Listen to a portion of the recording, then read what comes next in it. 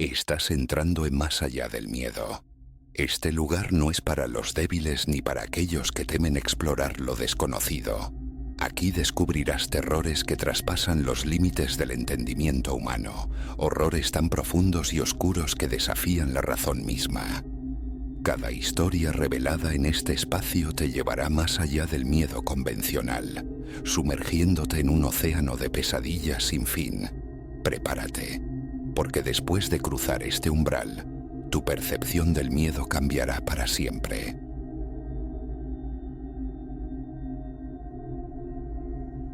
The shattering echo from the ground floor wasn't merely noise.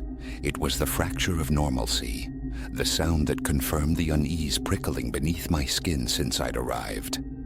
The Ashworths, proprietors of this pristine house, had presented a facade of suburban perfection. Yet here I was, swallowed by darkness, clutching their two small trembling children, realizing how utterly I'd misread the placid surface. This was meant to be uncomplicated. Newcomers to the avenue, the Ashworths needed a sitter for a work function, and the lure of funds from my college savings was irresistible. They were the picture of curated success.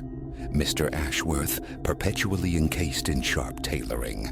Mrs. Ashworth, radiating the serene polish of yoga studios and charity circuits. Their children, Eliza and Finn, possessed a quiet charm, a touch withdrawn perhaps, but undeniably sweet.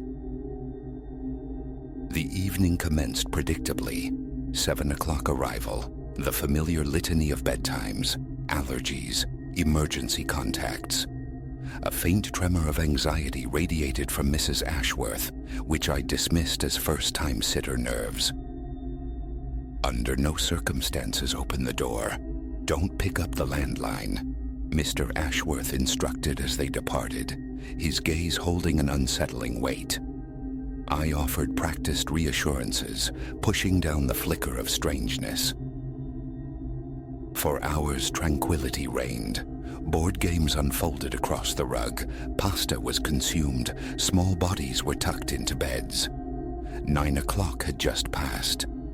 I'd settled onto the sofa, the television casting pale light when the first sound struck. A percussive crack from below, instantly followed by the crystalline cascade of breaking glass. My pulse detonated in my throat. Intrusion? Police? Before thought could crystallize into action, heavy treads pounded the staircase. Instinct propelled me toward the children's rooms. Eliza already awake, her eyes vast pools of fright in the dimness. What was that? She breathed. Shh, little bird, I whispered, striving for a calm I didn't possess. We just need to be mouse quiet now. Can you promise? She nodded, white-knuckling a plush rabbit. I swept her into my arms, rushing to Finn's room. He slept oblivious, a state I briefly fiercely envied. But stillness was a luxury we couldn't afford. A gentle shake, a finger pressed to my lips. Silence. He blinked, bewildered but blessedly quiet. A good soul. The footsteps ascended closer now. Urgently, I guided them into the cavernous walk-in closet off the master suite. My mind raced, a frantic scramble for answers. Who was in this house? Why? We huddled, suspended in the thick dark, our existence reduced to shallow breaths and the frantic drumming of my own heart against my ribs. Through a sliver between door and frame, I glimpsed a slice of the bedroom. A silhouette slid past. I ceased breathing. Ready or not, here I come. The voice was rough, laced with menace. Not Mr. Ashworth, not his wife. A stranger. Anger vibrated in his tone. Eliza emitted a tiny whimper. I drew her tighter, praying for absolute silence. Beside me, Finn quaked, his eyes wide with raw terror. He was inside the bedroom. Drawers were wrenched open, objects shuffled. A low growl of frustration. Where is it? Bloody hell, they swore it'd be here. My thoughts spun dizzily. Who was he? What it did he seek? And why this house? Suddenly, the shrill cry of a mobile phone sliced the tension. The intruder cursed, then answered. Yeah? No, nothing. Place is clean. What? Check the kids' rooms? There weren't supposed to be any kids. A glacial chill seeped into my veins. He knew about the rooms. Why did he expect emptiness? The call terminated abruptly. Heavy footfalls pivoted, moving inexorably toward the closet. I held my breath, arms a vice around Eliza and Finn. This is it. Discovery. Then, salvation arrived as sound. Sirens, faint at first, then swelling, wailing closer with each frantic beat of my heart. The intruder unleashed a violent oath. I heard him bolt from the room, his boots hammering down the stairs. I waited, counting 60 agonizing seconds in the suffocating dark before daring to shift. Stay put, I whispered. I need to see. Peeking cautiously from the closet, I crept to the window. Red and blue strobes painted the tranquil street in frantic, pulsating bursts. Squad cars were converging. The front door gaped open, spilling light onto the lawn, but the intruder had vanished.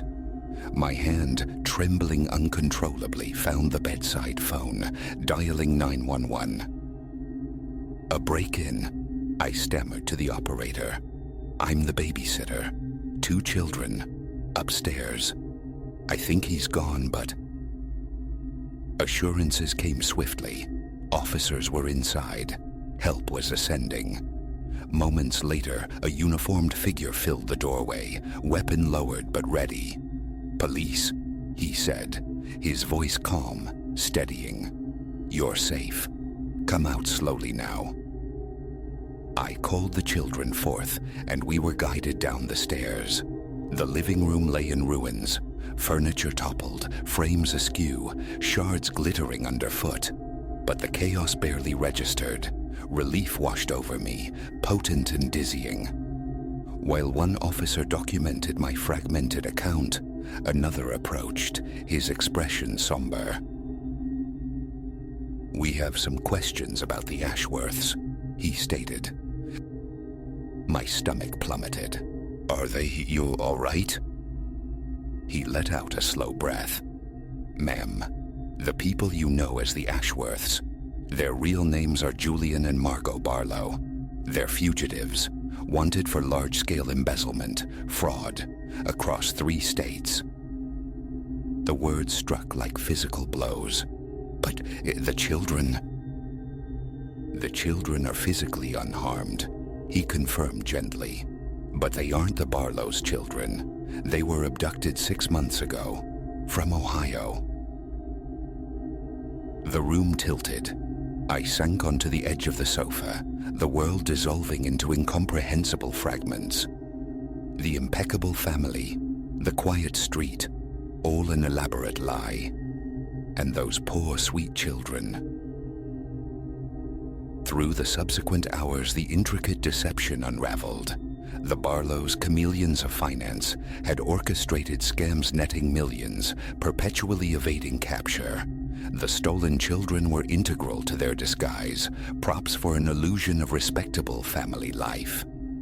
The intruder, likely an associate or victim, seeking incriminating evidence the Barlows possessed, never anticipating occupants. Hence the urgent warnings about the door, the phone. They knew pursuit was possible, probable even.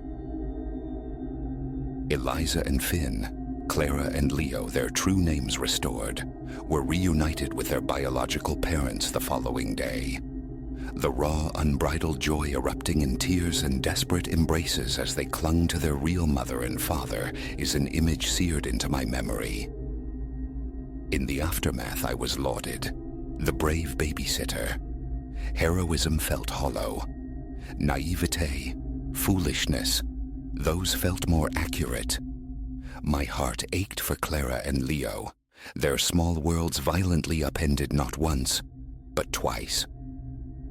That night irrevocably altered my perspective. Caution became my default setting, observation my shield. I learned the treacherous nature of appearances, how monstrosity can wear the mask of normalcy. Yet I also discovered a reservoir of strength within myself. When terror reigned, I hadn't shattered. I had shielded those children. I had confronted profound fear and emerged, scarred but intact. Years have passed. Thoughts of that night surface intermittently. I picture Clara and Leo, hoping desperately they reclaimed happiness within their true family's embrace. I think of the Barlows, incarcerated, and wonder if remorse ever penetrates their calculated minds.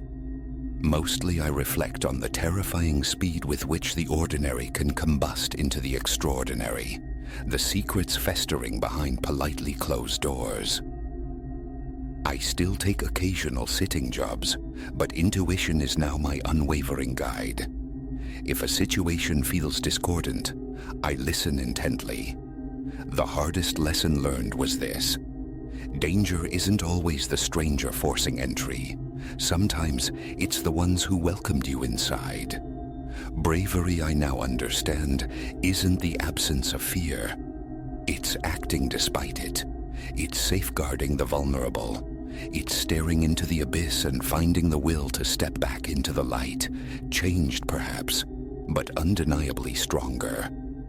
The naive girl who entered the Ashworth residence is gone, replaced by someone wiser, more vigilant, forever marked by the night the facade crumbled, revealing the darkness beneath. And that transformation, born of terror, is a profound, albeit brutal, education.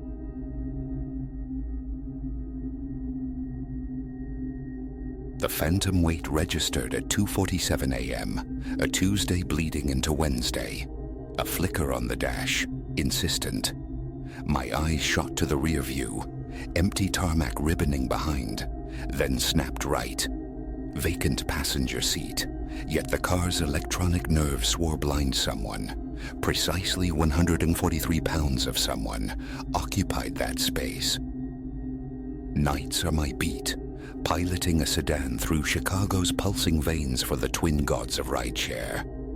8 years navigating this concrete labyrinth gifts you a certain numbness.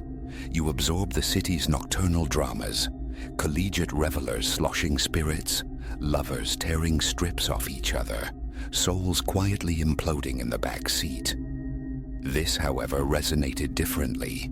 The app had chirped a summons. Elara Vance, 1894. A tap on her profile yielded only digital smoke. User not found. It began under the stony gaze of the old water tower on Michigan Avenue. A chill October drizzle wept from the sky, the kind that seeps past fabric and lodges deep in your marrow. My last fare had dissolved into the night. Home beckoned, but then the ping arrived. A near-flawless 4.97 rating. Pickup, precisely where my tires kissed the curb. 5 minutes I waited, engine a low thrum, wipers sketching frantic arcs across the glass. Silence, emptiness. Just as my thumb hovered over cancel, the passenger sensor flared to life. Malfunction, I reasoned first. These machines endure urban warfare, circuits fray. I reached across, pressed my palm flat onto the passenger cushion. It yielded compressing unnaturally, as if against unseen substance. When I withdrew my hand, the indentation lingered, a ghostly dimple before slowly, reluctantly smoothing itself out. Anyone there? The words felt absurd, swallowed by the sudden sharp drop in cabin temperature. My own breath plumed white before me. I fumbled for my phone, stabbing at the cancel option. Denied. The screen merely blinked, stubbornly refreshing the active trip. Navigation had already charted a course, a blue line snaking towards Lincoln Park. Here, prudence dictates retreat. Park the car, kill the engine, walk away. but alimony whispers its demands, and tuition bills possess a gravitational pull all their own. And yes, a sliver of perverse curiosity lodged itself within me. 8 years, countless faces, endless miles. Never this, never nothing. Weighing 143 pounds. Shifting into drive, I eased away from the curb. That little dashboard icon remained illuminated, a miniature glowing accusation. Every few blocks my gaze strayed right, just upholstery and air burdened by an invisible mass. Northbound on Lakeshore Drive, 3 a.m. stripped the artery bare. To my right, the lake was a vast black canvas, its presence announced only by the percussive crash of waves against the breakwater. Rain drummed a nervous rhythm on the roof. The cold deepened its grip. I blasted the heat, a futile gesture against the encroaching chill that had little to do with the weather. A tremor took root in my hands clutching the wheel. I blamed the cold. The radio dissolved into a frantic crackle of static.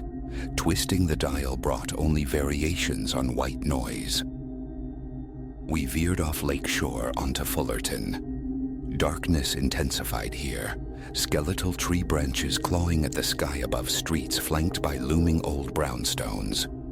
The navigation commanded a halt before a 3-story Victorian, a relic seemingly untouched since gaslight ruled the nights.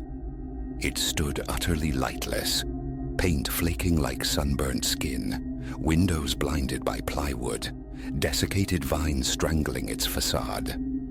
A no trespassing sign hung askew on a wrought iron fence. My phone insisted. Destination reached. End ride? I ventured into the frigid air. Silence answered. The sensor light held steady. Later county records would tell me the house stood derelict since 1894, gutted by a fire that claimed its owner. Elara Vance, age 27. The front door of the ruin groaned open, revealing not light, but an absolute ink-black void. Simultaneously, the passenger sensor clicked off. Warmth instantly flooded back into the car. I sat, engine humming, wipers still sweeping, for a long suspended moment. Finally steeling myself, I checked the back seat. Empty. But resting on the passenger cushion, where the weight had pressed, lay a single pearl button, ancient, yellowed like old ivory, the sort sewn onto bridal gowns in the late 19th century. I drove straight home, called in sick. Hours vanished into online archives, chasing the ghost of Elara Vance. An aged newspaper clipping surfaced. The fire, her body never recovered from the ashes. Mention of her last sighting, climbing into a carriage late at night, clad in her wedding dress.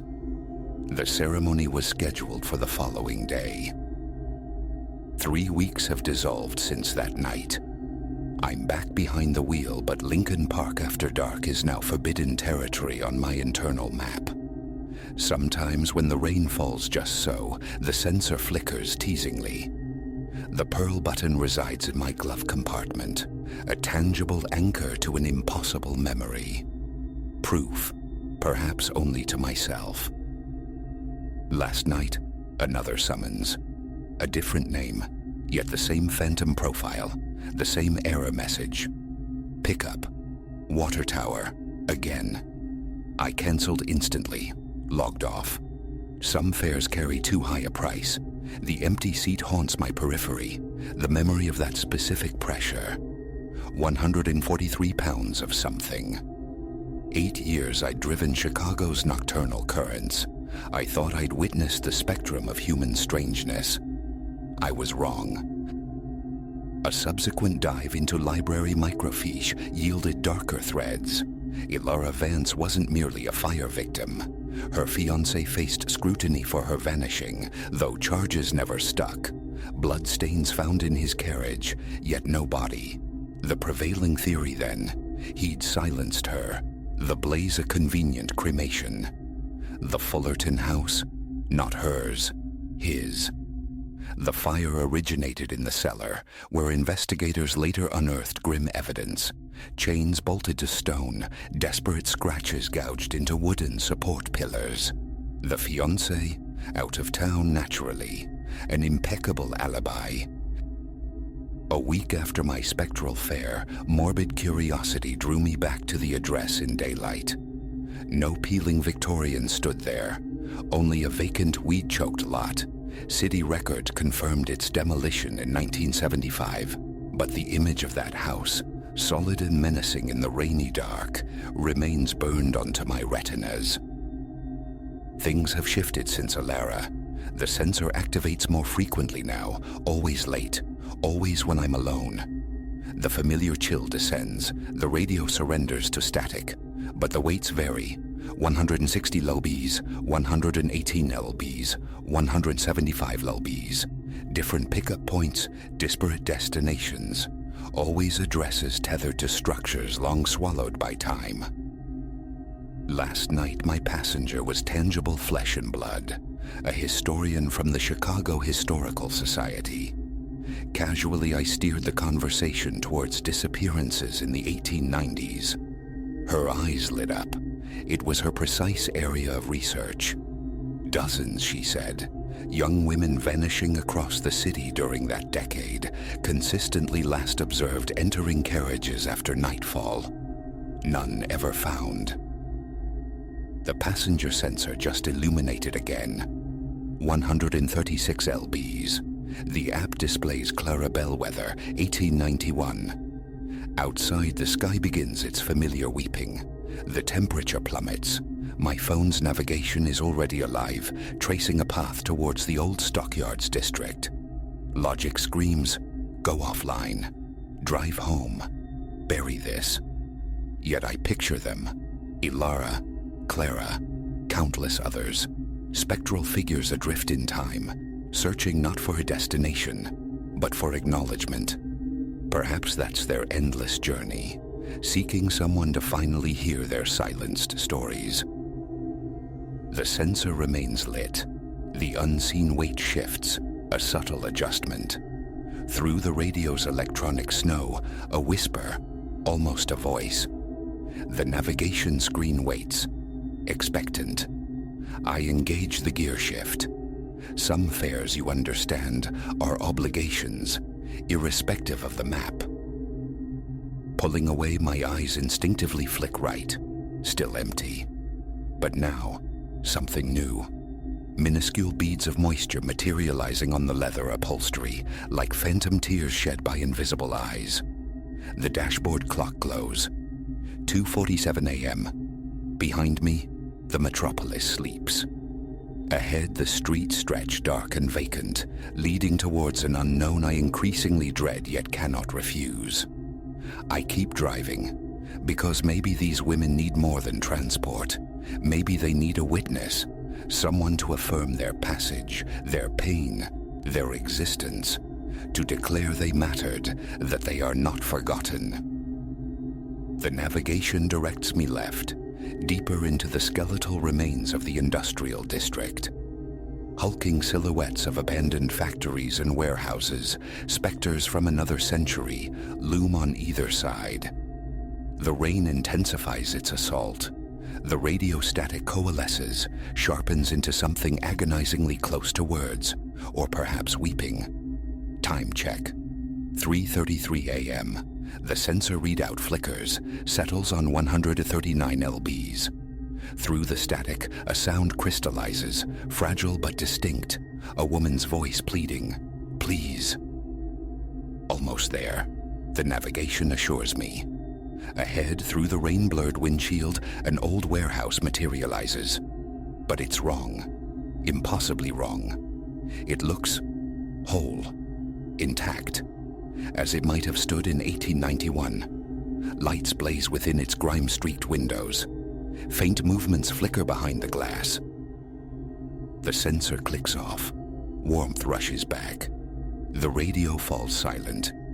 On the passenger seat lies another pearl button, companion to the first. Beside it, something else. A tiny square of brittle yellowed paper. An unfamiliar newspaper clipping. Clara Bellwether, 19, missing. Last seen entering warehouse district late Tuesday night. Reward offered for information. I idle for timeless moments, engine a low pulse, wipers relentlessly pushing aside the rain. Finally, my hand reaches across, gathers the button, the clipping. They join Alara's button in the glove compartment, my small growing archive of the inexplicable. Proof of narratives that defy neat conclusions. The navigation screen is dark now. The warehouse ahead has reverted to its true state, a derelict shell crumbling under the weight of years. But I know now. Somewhere within those decaying walls lie answers, truths buried beneath strata of silence. I should flee, seek the familiar solace of home, erase this night. But the knowledge settles, heavy and certain. I won't, because tomorrow night, or the one after, another name will ghost across my screen. Another impossible weight will settle into the seat beside me. Another story will demand its telling. For now, reverse gear. Back towards the known streets, the tangible world of living passengers and logical routes. But I keep the buttons. I keep the clippings. I watch the passenger sensor with a vigilance bordering on obsession. Because in this city, woven from steel and shadow, not all passengers are visible. Not all journeys conclude neatly at the pin drop. And sometimes the most vital fares are those the system itself cannot comprehend. The rain softens as I near my street, but the night's true weight remains. Somewhere out there more women wait, their stories suspended in the ether. And each night as the clock nears 2:47 a.m., that sensor light might flare again. I'll keep driving, keep watching, keep collecting the fragments they leave behind. Perhaps that's the role I've stumbled into. Not merely a driver, but a repository, a witness, someone to hold the proof of their lives, their endings, their refusal to be forgotten. The city streets appear deserted, swept clean by the rain and the late hour. But I know better now. Some passengers cast no reflection. Some rides echo long after the fare ends. And sometimes the most profound destinations are ghosts on the map. One last check in the rear view before turning onto my block. A flicker, a shape in the back seat. A woman impossibly attired in 19th century fabric, pearl buttons catching the ambient light. Blink, and she's gone. Only empty upholstery remains. Tomorrow night the cycle begins anew. I'll be out there, waiting for the sensor's telltale glow, for a name erased from official records, waiting to piece together the truth of these lost women, one spectral ride at a time. Because in this city, not all phantoms mean harm. Some just need transport home. Some just need their stories heard. And some just need someone, anyone to remember they were here. The passenger seat sensor just flickered, pale orange against the dark dash. Time to get back to work.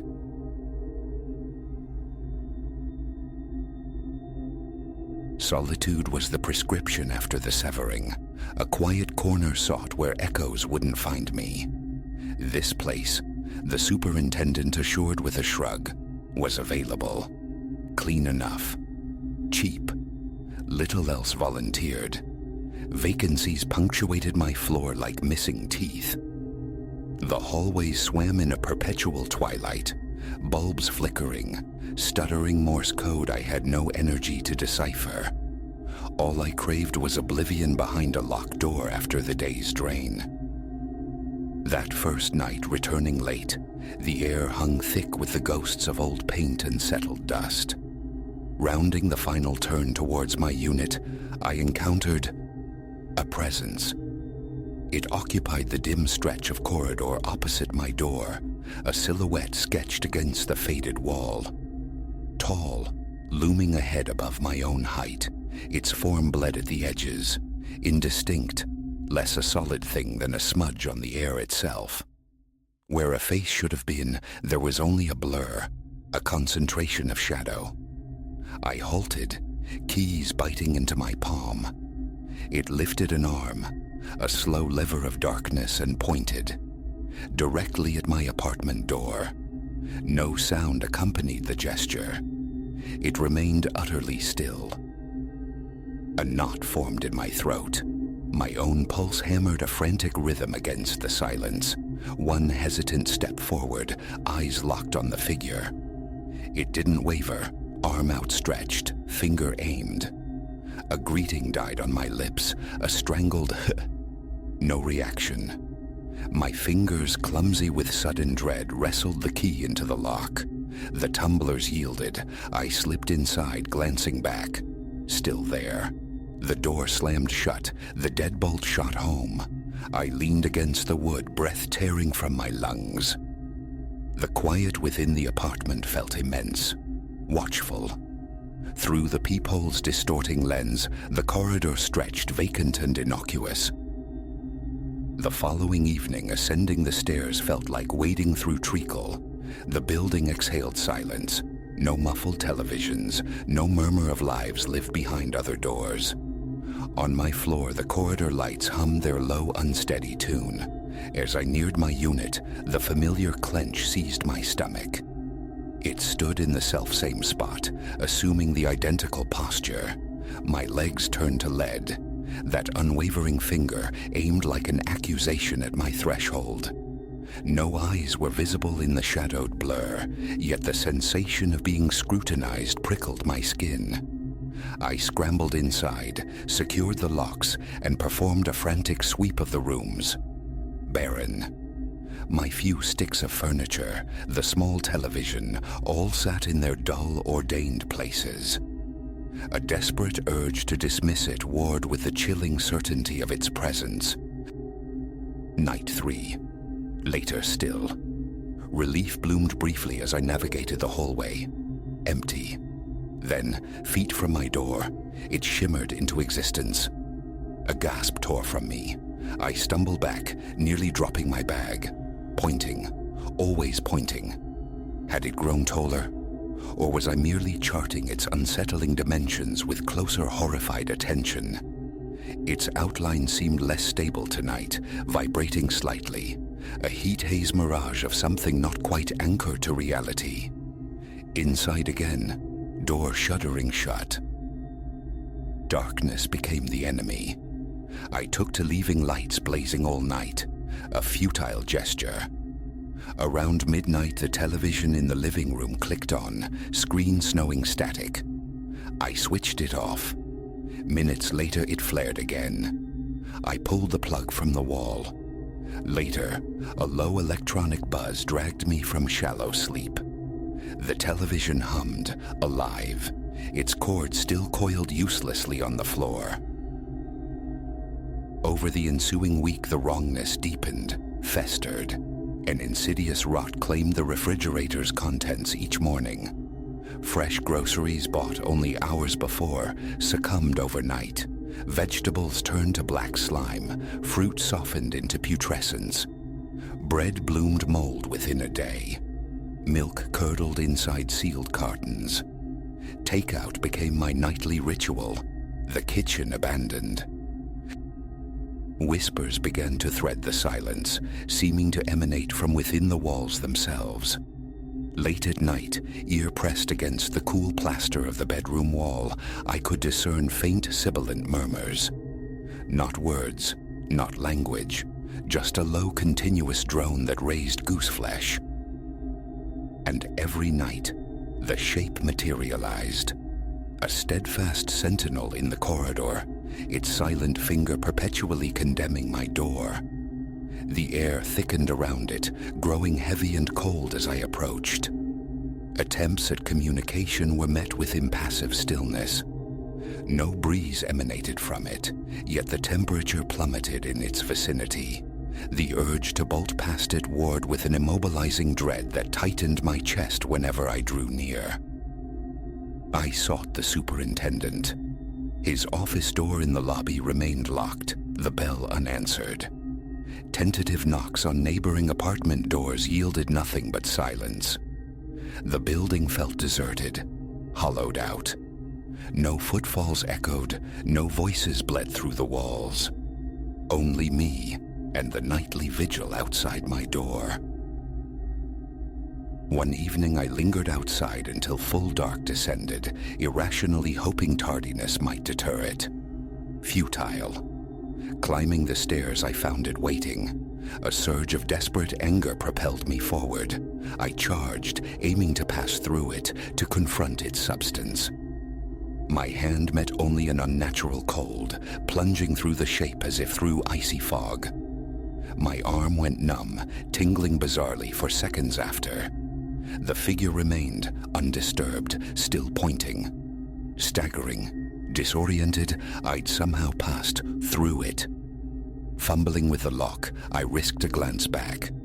It now stood on the threshold side, inside the arc of the open door, still pointing. A strangled cry lodged in my throat. How? Slamming the door, locking it, felt like sealing a tomb. A profound exhaustion settled over me in the following days. Sleep offered little refuge, fractured by headaches and the insidious whispers that now seemed louder, closer.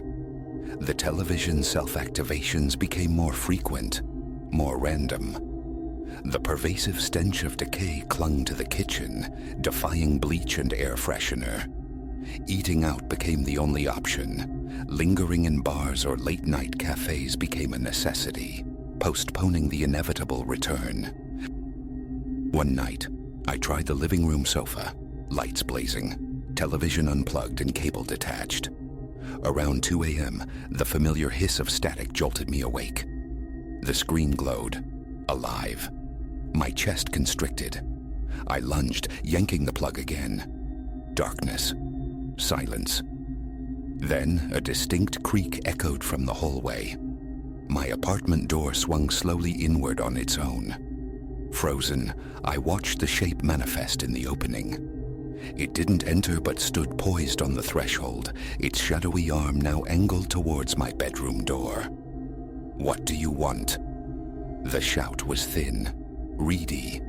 No reply. I surged forward, slamming the door shut.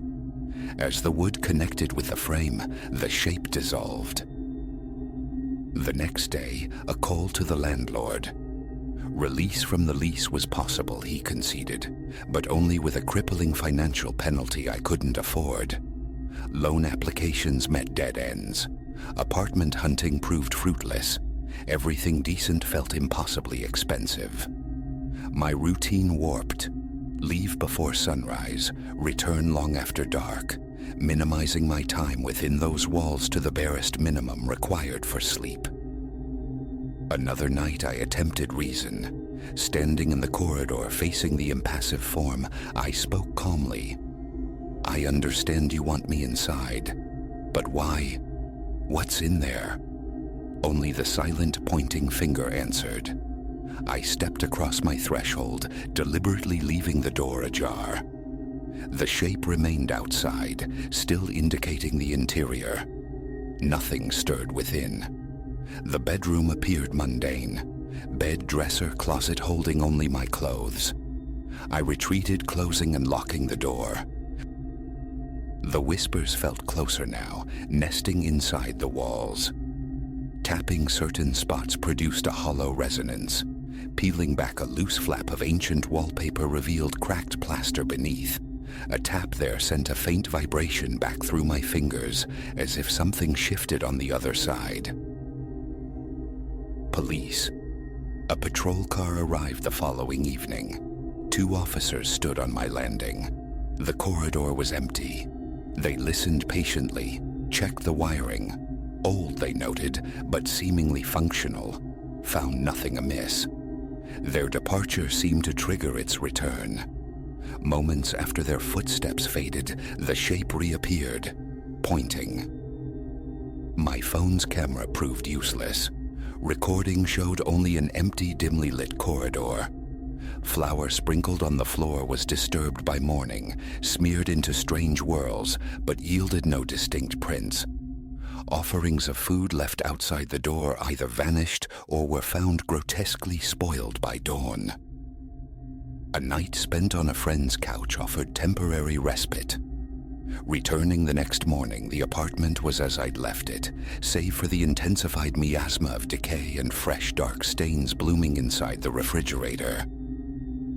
Aggression proved futile. A broom handle sliced through the shape without resistance. A flashlight beam passed directly through it, illuminating the wall beyond. Shouted curses and pleas were met with the same unwavering silence. Subtler oddities emerged. Interior doors refused to stay put. The closed bathroom door would later stand ajar. Chairs stacked against the front door as a barricade were found neatly returned to the table by morning. My phone, left charging on the coffee table, reappeared on the kitchen counter, somehow still plugged into an outlet there. Locked windows were discovered open upon my return. Removing light bulbs from lamps didn't stop a faint, sourceless luminescence from sometimes pulsing in the dead of night. Eating within the apartment ceased entirely. Tap water acquired a stale metallic taste. The bathroom faucet developed a persistent drip, defying tightening. The entire place breathed a damp subterranean odor. Silence reigned in the building, amplifying my own sounds, making every footstep, every cough, echo unnervingly. Shouting into the void brought no response. Leaving my apartment door open, I once tried venturing down the hall towards the stairs, seeking any sign of other tenants. The shape simply manifested further down the corridor, always positioning itself between me and the exit, finger redirecting me back towards my unit. Attempting the stairs after dark became a disorienting loop. The lights would flicker violently, and I'd find myself inexplicably returned to my own floor. The building itself felt like a nocturnal labyrinth. Daylight permitted normal passage, but return was inevitable. My clothes, my few possessions, my lack of alternatives tethered me there. My ex-wife's number went straight to voicemail. Friends offered sympathy laced with disbelief. One visited during the afternoon, saw nothing, pronounced the place merely creepy, and left before dusk. That night the shape was back, punctual and pointing. Eventually I stopped trying to engage, stopped looking directly at it. I'd walk past, unlock the door, step inside, ignoring the silent command. I learned to tune out the static, to disregard the stench of perpetual rot. I hauled the television down to the dumpster. It reappeared in my living room the next night, inexplicably returned. Stripping the bedroom bare, leaving only the mattress, changed nothing. The presence maintained its vigil, its focus fixed on that bedroom door. One desperate night I tried sleeping in the hallway itself, back pressed against my own door, staring defiantly at the figure. Hours crawled by. My eyelids grew heavy. A distant susurrus brushed my ear. A chill traced my spine. Snapping fully awake, I saw it had drifted closer. Panic surged. I scrambled inside, locking myself away again. The breaking point arrived not with a bang, but a quiet surrender. Lease, penalty, possessions. None of it mattered anymore. I packed a single bag before dawn, while the building felt momentarily ordinary, the corridor blessedly empty. I walked out onto the cool morning street and did not look back. The deposit, the furniture, the accumulated detritus of a life interrupted. I abandoned it all to that silent pointing shape and the secret it guarded. I didn't need to understand. I just needed to be gone.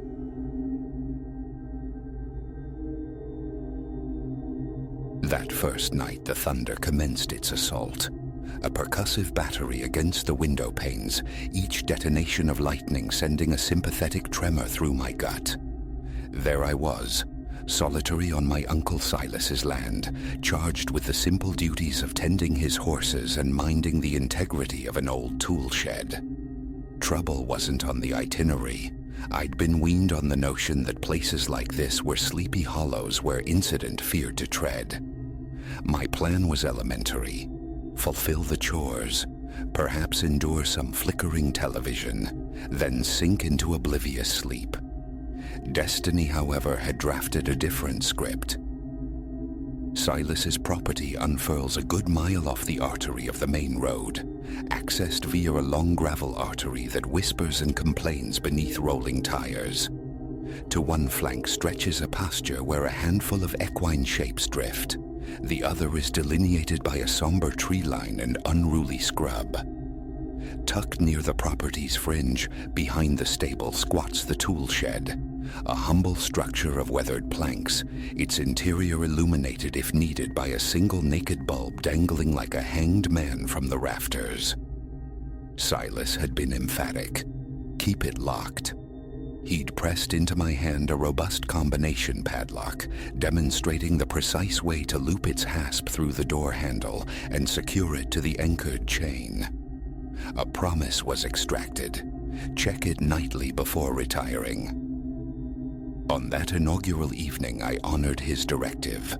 As sunset bled across the sky, I performed my duties. Hay bales wrestled from storage were deposited within the stable's shadowy embrace. The horses, placid giants, acknowledged my presence with flicks of their tails and soft exhalations. I surveyed their water trough, then trailed the garden hose to replenish it, the diminishing sunlight casting the world in hues of antique gold.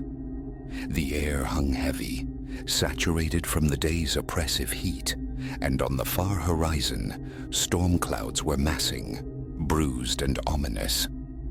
It was then, I recall, that my gaze fell upon the tool shed.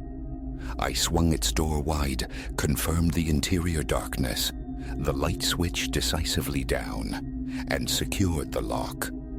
I gave the padlock several firm tugs. It held fast.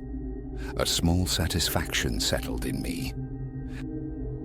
Back I trudged to the main house, a modest dwelling graced with a small porch and skeletal rocking chairs. The front door side open on protesting hinges. Inside, the air was thick with the scent of disuse, a musty perfume suggesting long-closed windows. My bag found a home in the guest room. From the refrigerator, I unearthed leftover stew, heating it on the stovetop as the wind outside began its prelude, rattling the sashes intermittently. It seemed insignificant then. The storm arrived in earnest sometime between 9 and 10. Rain lashed the roof with torrential fury. Lightning ripped the darkness asunder, each incandescent flash etching the yard, stable corral, tool shed, onto my retinas in stark momentary detail, only to be swallowed by the ensuing blackness. The thunder that followed wasn't merely sound. It was a physical force that vibrated through the very walls. Unease began to coil within me, fed by the profound, impenetrable dark beyond the glass. An attempted distraction via the old television proved futile. The signal, fragile at best, offered only ghostly images on one local channel and a blizzard of static elsewhere. Defeated, I resolved to prepare for bed. In the bathroom, while brushing my teeth, the lights gave a nervous flicker. A common enough occurrence, I reasoned, given the antiquated power lines snaking through the countryside. Task completed, I moved towards the guest bedroom. Passing the living room window, a habitual glance towards the stable, towards the horses. And then, a searing flash of lightning, a snapshot of the night, stable, corral fence, and the tool shed. Its light blazed, a stark solitary eye glowing defiantly against the tempest. A cold certainty gripped my stomach. I had extinguished that light. I distinctly recalled the downward click of the switch. My mind scrambled for benign explanations, perhaps a lapse in memory, but the conviction held firm. From the hallway closet, I retrieved a raincoat, canary yellow and stiff with neglect. Shrugging it on, I located an old flashlight whose batteries felt worryingly depleted, though it cast a weak beam. Outside, beneath the buzzing porch light, a gust flung cold raindrops against my face.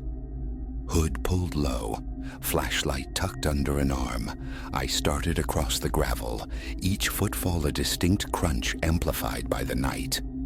Rain blurred my vision. The flashlight beam trembled, erratic in the wind's grasp. In fleeting moments of clarity, I saw water sheeting down the stable walls. The horses were sheltered within. Only the storm's voice, the deluge, the rumbling heavens, filled the air. Another lightning strike illuminated the tool shed ahead. The bulb within pulsed once, twice, then abruptly winked out. By the time my boots reached the threshold, the shed was plunged back into darkness. My hand reached for the door handle, then froze. The padlock wasn't there. I angled the failing flashlight beam downwards. It lay on the damp earth beside the chain. Intact, closed, simply discarded. My heart hammered against my ribs. I tested the door. It yielded. Pushing it open by slow inches, I swept the weak light inside. Instinctively, I checked the switch on the wall. It was flipped The light should have been on, yet the bulb remained dead. The air inside carried the faint, loamy scent of wet dirt mingling with decay. The roof, clearly compromised, wept water onto the concrete floor. Tools hung like dormant creatures from the walls. Shovels, rakes, shears. An old wheelbarrow slumped in one corner. I ventured a step inside, my shoes squeaking on the slick surface. Nothing seemed disturbed. The beam crawled across shelves laden with paint cans and dusty boxes. Nothing appeared missing. Had I somehow fumbled the lock? The thought flickered, only to be extinguished by a sound. A sharp, ragged intake of breath. Heavy. Stifled. As if someone were desperately suppressing a cough. It emanated from the far shadowed corner. I became utterly still, mind racing, a frantic search for appropriate action. Hello? The word escaped my lips, thin and cracking, instantly absurd. Silence answered, save for the rhythmic drip from the leaky roof. I nudged the flashlight beam towards the source of the sound. It illuminated a patch of damp floor, a pair of wooden pallets canted against the wall, more indistinct boxes shrouded in dust. No person visible. An animal, perhaps? But the sound, it had felt undeniably human. My hand trembled, the fine hairs on my nape prickling. Retreating towards the doorway, I kept the light fixed on that suspicious corner. Then, another sound. Perhaps a second breath. Perhaps merely the wind sighing around the shed's exterior. My pulse pounded in my temples. No movement detected. A few more backward steps and I was outside the shed again. I slammed the door shut, fumbled with the chain, twisting it around the handle. My fingers, clumsy with adrenaline, finally managed to resecure the padlock. Then I turned and ran, stumbling on the slick ground, back towards the sanctuary of the house. Inside, the front door was bolted, reinforced by an old dining chair wedged beneath the knob. A foolish gesture, perhaps, but my nerves were frayed beyond logic. I stood there for a long while, listening to the storm rage, replaying that single rasping breath. Someone had been in there. Why no answer? Why take nothing? Sleep offered little refuge that night. Each clap of thunder was a jolt back to panicked wakefulness. Eventually, exhaustion must have claimed me, because the next awareness was of pale sunlight filtering through the curtain gaps. I sat up, stiff and gritty-eyed. Dressing quickly, I stepped outside into a world washed clean by the storm, puddles mirroring the clear sky. The horses stood placidly by the fence, I walked, compelled towards the tool shed. In the clarity of morning, it looked utterly mundane. The padlock hung securely. I tried the door, locked solid. Using the combination, I opened it and peered inside. Everything was precisely as it should be. Tools undisturbed, floor damp, but showing no discernible footprints beyond my own from the night before. The light bulb remained off. I reached for the switch, flicked it up. It sputtered, flickered, then glowed with steady, ordinary light. I lingered, scanning every corner, every shadow. If someone had occupied that space hours before, they had vanished without a trace. Shaking my head, I locked the shed once more and turned to the day's chores. Later that morning, needing assistance with moving heavier feed sacks, I recalled Silas mentioning a caretaker on the adjacent property. Following a dirt track, I found a small cabin with a weathered pickup parked beside it. The caretaker, Mr. Hemlock, emerged. A man likely in his 60s, gray-haired, with a formidable mustache and a noticeable limp. After introductions, I broached the subject of the shed, asking if he knew of any trouble, anyone breaking in. He gave me a peculiar look, eyebrows arching slightly before his gaze drifted to the ground. I repeated the question. He simply shook his head, making a vague dismissive gesture with his hand, as if shooing away an unpleasant thought. "No," he asserted, his tone suddenly flat. "No trouble round here." He pivoted the conversation abruptly, asking if I required help with the hay.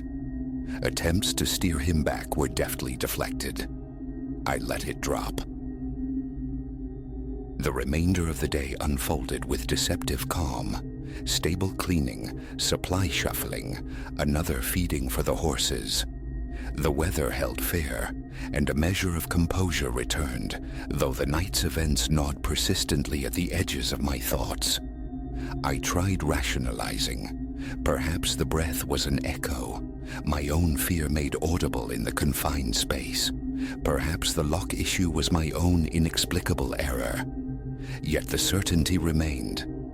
I had locked it. I had turned off that light. I resolved to be doubly vigilant when securing everything that evening. Nightfall arrived again. I made my rounds with meticulous care. The tool shed light was switched off. The padlock tested until my fingers ached. Horses fed. House locked. A simple sandwich for dinner. Then another attempt with the television. The signal had improved slightly. An old black and white film flickered on screen. I watched but listened more intently to the quiet world outside. Weariness eventually drew me to bed. Around midnight, a sound pulled me from shallow sleep. Muffled, indistinct. A scraping perhaps, originating from outside. I lay perfectly still, ears straining. The wind was calm. No branches scraped the walls. Rising silently, flashlight in hand, I crept to the window. The moon cast a pale wash over the yard, revealing nothing amiss. Then, a faint clink. Metallic. Unmistakable. My heart resumed its frantic rhythm. Boots slipped on. A deep breath drawn. I moved to the front door. No coat this time. Speed and silence felt paramount. Easing the door open a fraction, I scanned the moonlit scene. Empty. Stable. Fences. All silent silhouettes. The scraping sound returned, closer now, definitely from the vicinity of the shed. I slipped outside, moving with painstaking care across the porch, onto the gravel, each crunch a betrayal. Flashlight off, I navigated by moonlight. The noise intensified, a metallic rattling, insistent like someone worrying a chain. Then, abrupt silence. Crouching behind the stable's corner, I held my breath, listening. Nothing but the thrum of my own blood. Peering around the edge, I focused on the shed. Dark. The padlock dangled from the handle, appearing secured. I remained there for a full minute. maybe longer, heart pounding a frantic tattoo against my ribs. No figure, no tracks, no disturbance visible in the ethereal light. A sudden draft of cold air raised goose flesh on my arms. After another minute steeped in profound silence, the residue of last night's fear won out. Opening that door again in the dark was beyond my courage. I retreated, eyes locked on the shed until the last possible moment, then hurried back to the house, securing the door behind me. Sleep when it came was fitful, punctuated by imagined noises, every creak a potential threat. Morning light revealed the shed unchanged, lock secure, interior undisturbed. The feeling of teetering on the edge of sanity intensified. Later, I made one more attempt with Mr. Hemlock, inquiring about local lore, rumors, anything strange. He cut me off curtly, stating he didn't care to discuss such things. When pressed about thefts or odd incidents, he sighed, mumbling something about folks seeing things in the dark, especially when alone. "Keep an eye on the shed," he advised gruffly, "but don't fret yourself unduly."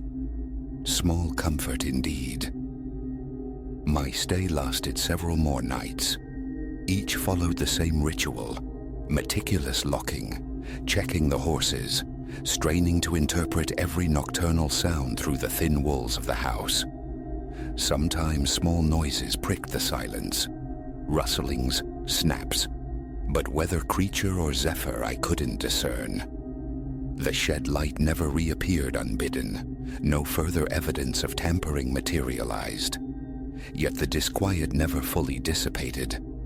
A palpable sense of being observed clung to the air whenever I neared that dilapidated structure. Silas returned at the week's end. I recounted the strange noises, the inexplicable light. He listened, nodding slowly, then remarked he'd had his own peculiar experiences out there over the years. He offered no specifics. I felt no inclination to probe. Even now, reflecting on that week transports me back to the knot of fear tightening in my stomach. The events remain stubbornly unexplained. That heavy, ragged breath drawn from the darkness of the shed corner, the padlock lying inert on the ground. Mr. Hemlock's guarded silence. Perhaps a transient sought refuge there. Perhaps faulty wiring and an overactive imagination were the true culprits. What I know for certain is that solitude on that property forever lost its peace. And that remembered breath, heavy and unseen in the dark, still echoes whenever a storm gathers, and thunder rattles the windows deep in the night.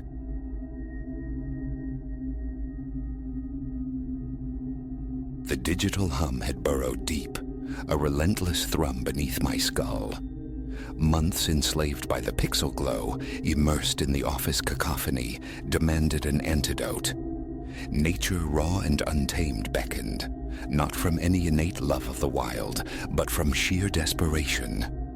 A solo pilgrimage, 2 nights sworn to stillness and silence. My destination. A whisper on the map. A small clutch of campsites near Oakhaven, nestled deep in the backcountry hours from the city's grasp.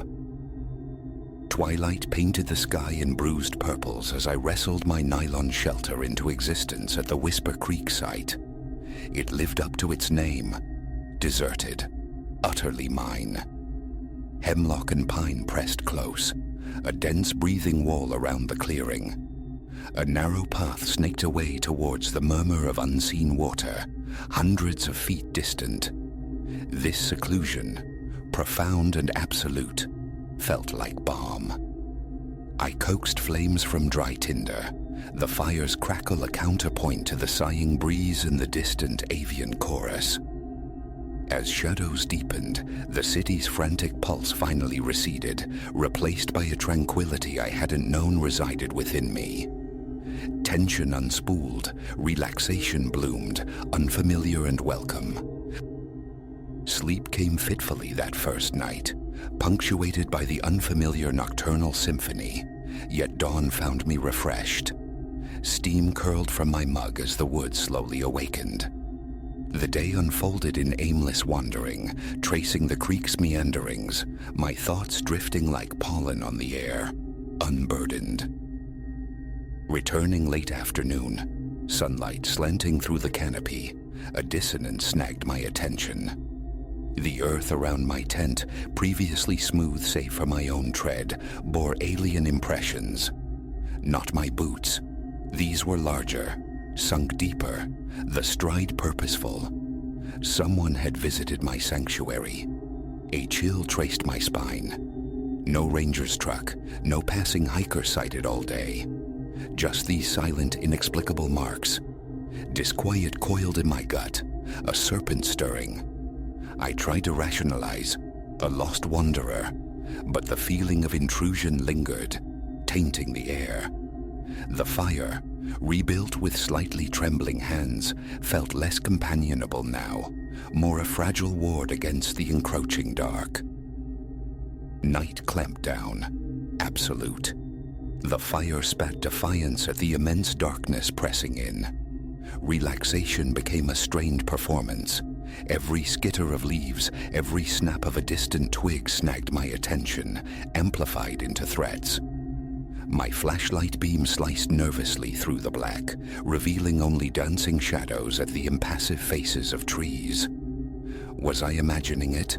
That prickling sensation on my neck, the weight of unseen eyes. Sleep felt like surrender, but exhaustion eventually won. I sealed myself inside the thin nylon shell, straining to decipher the wood's muted whispers, the silence now feeling heavy, expectant. A sudden jolt from sleep into profound stillness. The fire outside breathed embers, a faint orange pulse. Then, crunch. Soft, yet undeniable. Footfalls slow and measured, circling my fragile haven. My heart leaped, a frantic bird against my ribs. Breath caught in my throat. The steps paused, resumed, a deliberate patrol. My hand, slick with sweat, closed around the cold metal of the flashlight. I dared not click it on, dared not betray my wakefulness through the thin fabric wall. Silence descended again, thick and suffocating. Had they gone? A faint zzz, the sound of something dragging, brushing against the tent side, inches from my head. I froze, every muscle locked, the flashlight a useless weight. The scraping ceased. The footsteps retreated, crunching softly, fading back into the vast, indifferent woods. Dawn seeped gray through the canvas, finding me rigid, adrenaline long since curdled into cold dread. Hours had passed in paralyzed silence. Emerging cautiously, blinking in the nascent light, the world seemed unchanged. Embers glowed faintly. Dew kissed the leaves. But the ground told the night's tale. A perfect circle of deep footprints ringed the tent, each impression sharp, deliberate. They led away, swallowed by the dense undergrowth. The intruder hadn't just passed by. They had observed. My stomach churned. A wave of violation washed over me, hot anger chasing the cold fear. This wasn't random. It was targeted, a deliberate act of intimidation. The urge to plunge into the woods, to confront the source, warred with the primal instinct for self-preservation. Alone, miles from help, swallowed by wilderness, pursuit was madness. The day became a torment of hypervigilance. Every shadow seemed to shift. Every birdsong felt like mockery. I fed the fire obsessively, a blazing beacon against the encroaching dread, needing its tangible heat, its defiant light. My knife lay unsheathed beside me. Darkness fell again, heavy and fraught with menace. I huddled by the flames, back pressed against the tent, eyes relentlessly scanning the tree line, flashlight clutched like a talisman. Then the sound returned, that soft, deliberate crunch. My beam shot towards it, shaking slightly. Beyond the fire's flickering perimeter, where light surrendered to shadow, stood a silhouette. Tall, utterly still, a humanoid shape carved from the night itself. Details remained elusive, lost in the gloom, but the focused stillness was palpable. "Who's there?" The words emerged thin, quavering. Silence answered. The figure remained, an obsidian statue observing my fear. A surge of desperate defiance propelled me. "Leave," I yelled, the sound swallowed by the woods. "What do you want?" Stillness.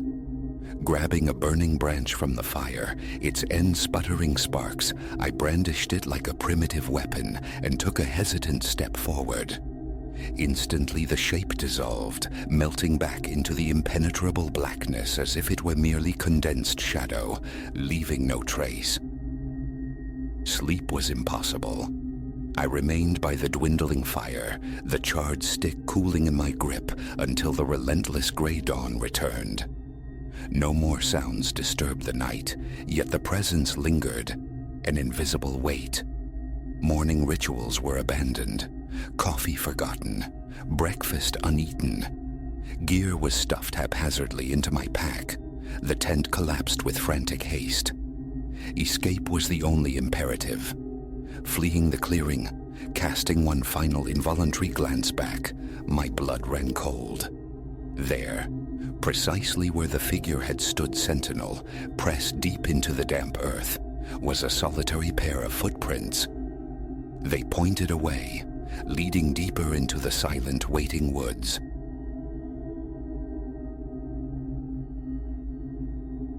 This sanctuary purchased for silence, for respite from the city's ceaseless hum, has offered only a different kind of noise, one that coils cold and tight in my gut whenever memory conjures the rasp of chains.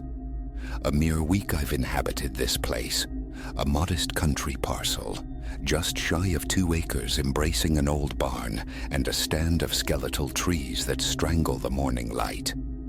The house itself, a single story clad in paint peeling like sunburnt skin, stands on a foundation the inspector deemed sound, though the roof wears a weary look.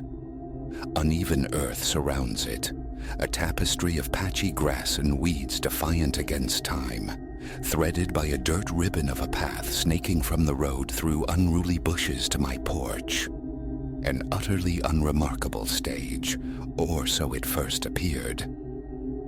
My second day beckoned exploration. Beyond the barn, the land dips slightly, descending toward a dense congregation of trees, their proximity forming a natural palisade. I pressed through their interlaced branches, the forest floor a brittle carpet of dead leaves crunching beneath my boots, my eyes wary of treacherous roots. Deeper within this overgrown pocket, I stumbled upon it, an old circular mouth in the earth, veiled by weathered wooden planks and bound shut by 2 formidable chains. Kneeling, I swept away accumulated detritus, revealing the unmistakable form of a well. The wood felt damp, its edges softened by moss. The chains, though blooming with rust, retained an air of grim purpose. They lay crossed, a heavy metal X pinning the boards fast. It felt like a relic from a forgotten age, untouched for generations. That day, instinct bade me leave it undisturbed. A task for later, perhaps. A flashlight lowered into its depths, plumbing its secrets. I returned to the house, to the mundane rituals of settling in, arranging furniture, scrubbing the kitchen clean. No premonition stirred then. The well was simply an antique curiosity, a potential hazard needing eventual attention. But that night, sleep was violently interrupted near midnight by a grating metallic sound. Not the gentle chime of the wind bells I'd hung, but something harsher, abrasive, like heavy metal dragged unwillingly across stone. I pulled myself from bed, slipped into sweatpants, and eased the front door open. Cool night air met me, the grass glistening from an earlier drizzle. I strained my ears, The sound emanated from behind the barn, a scraping lament that chillingly evoked chain sliding, resisting. A tightness seized my chest, yet I reasoned it away. An animal, perhaps, blundering against something solid.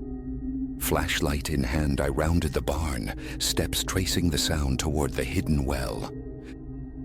Proximity silenced it. The scraping ceased abruptly, leaving a void that raised the hairs on my nape. Where I expected to startle a raccoon or a stray, there was only profound stillness. My flashlight beam sliced through the dark, landing on the well. The boards remained as I'd found them. The crossed chains lay undisturbed. I stood frozen for a long minute, maybe two, holding my breath against the frantic thumping in my ribs. Only the sigh of a light breeze through the leaves broke the silence. Perhaps I'd imagined it.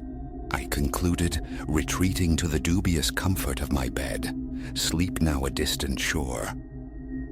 Morning brought a persistent unease, a dissonant note beneath the surface of the day. I am not typically prone to fancy, yet the memory of that sound echoed relentlessly.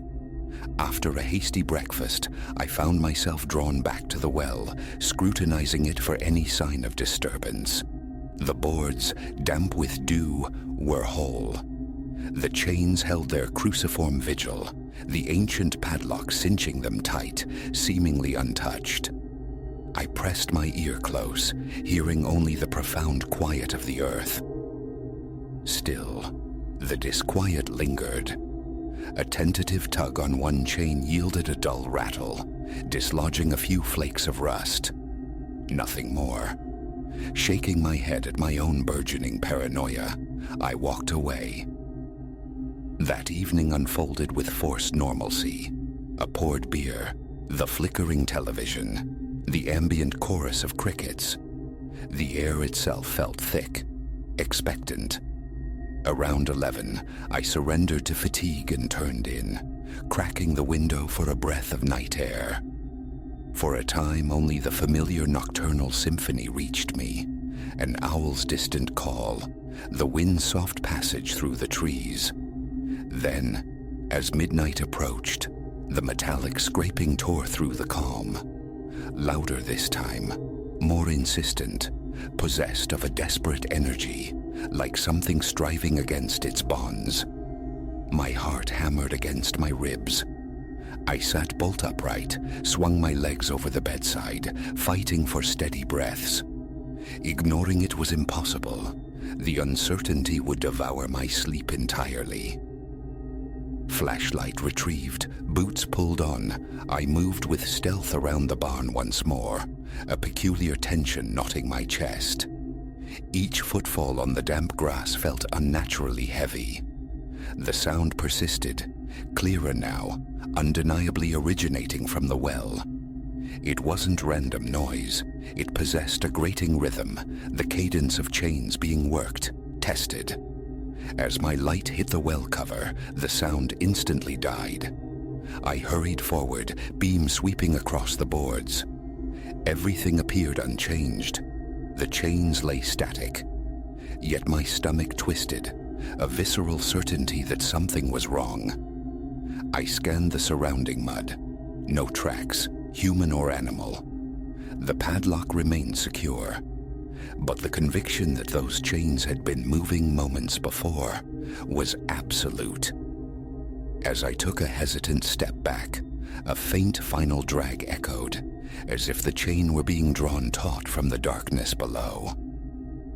That was my breaking point. I fled back to the house, the deadbolt clicking reassuringly loud in the silence, and collapsed onto the couch, trying to quell the trembling in my arms, the shallowness of my breath.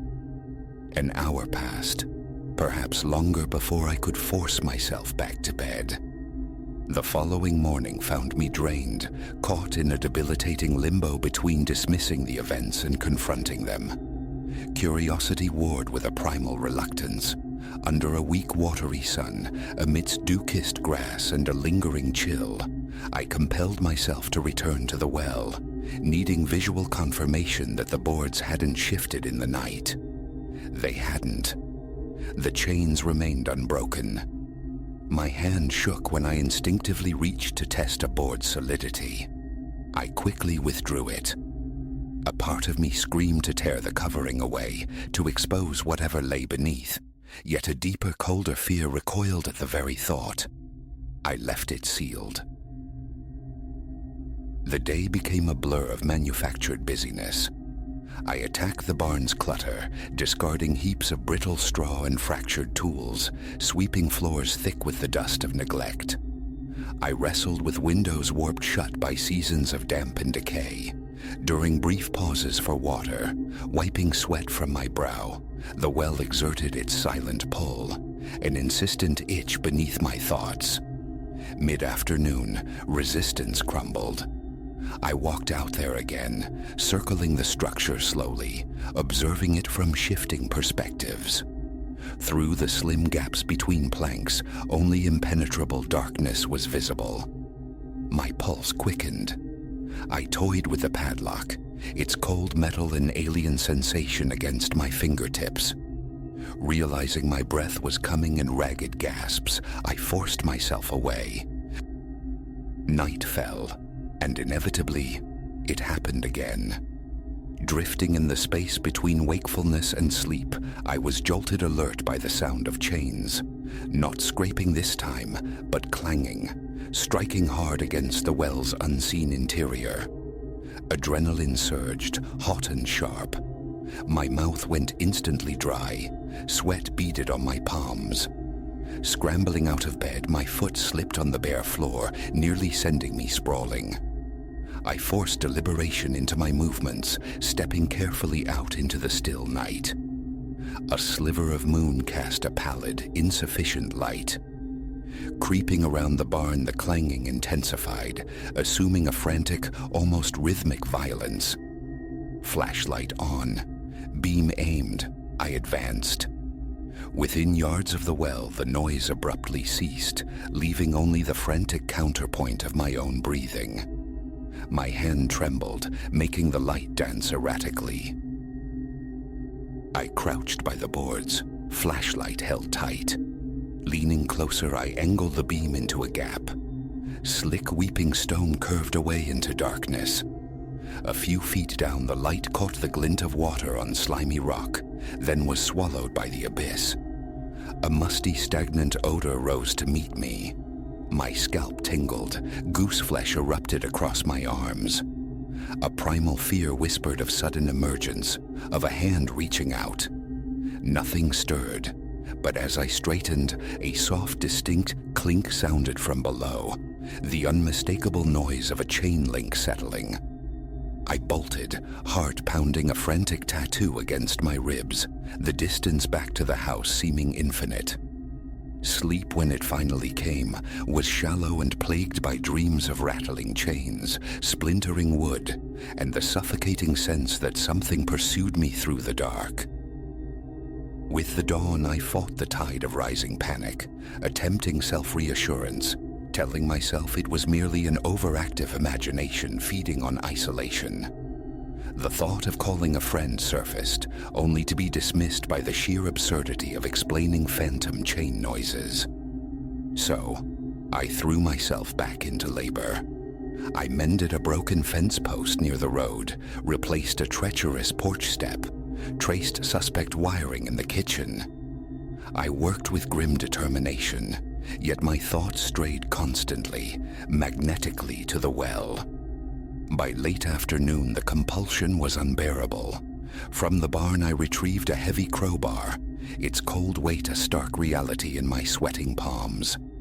My heartbeat thudded in my ears as I marched toward the well, a leaden weight settling in my gut, the premonition of imminent, irreversible action. Arriving, I simply stood, staring at the bound wooden cover. The urge to wedge the crowbar beneath the planks, to lever them free, was a physical tension in my arms. Yet fear held me paralyzed. I sank onto a nearby rock, the crowbar resting inert across my lap. The afternoon was placid. Birdsong drifted from distant trees. A gentle breeze cooled my face. The well sat before me, ancient and silent, its damp boards and rusted chains radiating a passive challenge. It felt poised, waiting, but the act itself remained beyond me. My hands shook. A chill traced my spine despite the mild air. Defeated, I walked away once more. Tonight I barricaded myself indoors early, seeking refuge in the artificial light and noise of a movie. But the well dominated my thoughts, a silent looming presence just beyond the walls.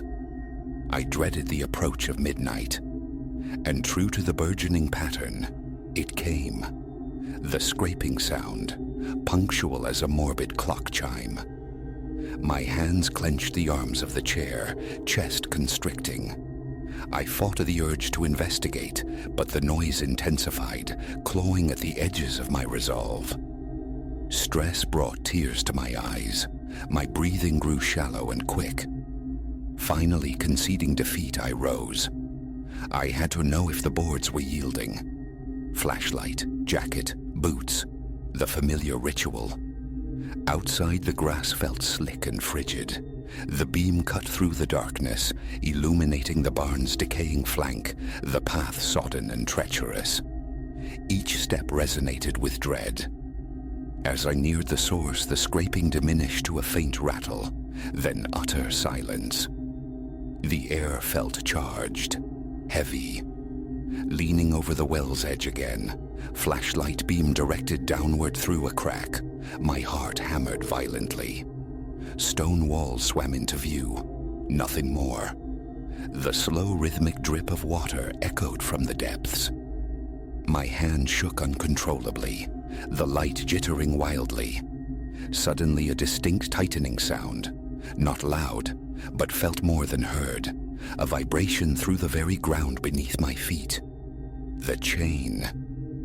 I stumbled backward, flashlight nearly escaping my grasp, retreating step by fearful step, eyes locked on the well, convinced that something was about to heave itself into the night. The remainder of the night was a vigil in the living room, every light blazing, the crowbar a cold comfort beside me. The house felt cavernous and cold, the refrigerator's hum the only sound piercing the silence. I repeated platitudes of safety. The boards, the chains, nothing could emerge. Yet insidiously the urge to know, to rip away the barrier and confront the unknown, warred with my terror. My throat felt raw. My eyes darted constantly toward the black mirrors of the windows. Dawn brought no relief, only exhaustion. Now, afternoon shadows lengthen. I write this, trying to anchor myself as my sanity feels frayed at the edges. I pace, my gaze snagging on the crowbar, then drifting inevitably toward the window overlooking the barn, the path to the well almost visible in my mind's eye. My stomach churns. Every rational instinct screams against removing those boards. The nightly torment of the chains is reason enough to seal it permanently, entomb whatever lies beneath concrete. And yet, part of me needs to know. Is it mechanical? Some forgotten pump groaning with shifting water levels? But the sounds feel too deliberate, their cessation upon my approach too calculated. How much longer can this stalemate hold? Each night the sounds seem incrementally louder. Each morning the well remains outwardly unchanged, inviolate. I am stretched taut between the desperate need for answers and the paralyzing fear of finding them. This was meant to be my escape, my haven from urban anxieties. Instead, I am more tightly wound here than ever before. Every creak of the old house, every gust of wind sends a jolt through me, momentarily mistaken for the drag of chains. Exhaustion is a physical weight. My body aches from sleeplessness, my eyes are puffy, and a dull headache is my constant companion. Still, the well's magnetism persists. It calls to me. Proximity to the barn triggers the familiar cascade. Sweating palms, racing heart. I stare at the boards, Visualize prying them loose. Imagine the beam of my flashlight piercing the darkness, illuminating movement below. The thought sends a wave of nausea through me. I possess no plan. Perhaps tomorrow I will find stronger chains, heavier timbers, concrete. But what if sealing it offers no silence? What if it only provokes it? The very thought feels like a descent into madness, yet fear breeds such irrationalities. Tonight I will attempt resistance. Stay inside. Ignore the sounds, no matter how loud. Music, television, anything to drown it out. If it becomes unbearable, I will cover my ears. A fragile strategy, perhaps unsustainable, but the only one I can conceive short of abandoning this place, this investment of hope and money. I never anticipated that a simple hole in the ground could unravel my life. As I conclude this record, the familiar tingling crawls up my arms. My neck aches with tension. My pulse remains stubbornly elevated. A reaction to reliving the terror, or anticipation of its return as dusk deepens. The fading light bleeds into the room, transforming familiar shapes into ambiguities, turning windows into dark voids. Soon, midnight will arrive, and the chains will begin their nightly lament. I strive for calm, but my breath catches, nerves stretched thin as wire. Can I endure hearing them again? Can I resist the gravitational pull of the well, or will the unbearable need to know finally overwhelm the fear? This internal conflict is agony. My hands tremble as I write these last words. Sweat dampens my forehead. My throat is tight. I don't know how long my resolve will hold against that relentless summons, yet the prospect of yielding terrifies me to my core. This is my reality now, this solitary man, this aging house, and that damnable well squatting in the darkness behind the barn. I sought peace and found only this slow-burning dread. As evening fully descends, the tension coils tighter in my chest.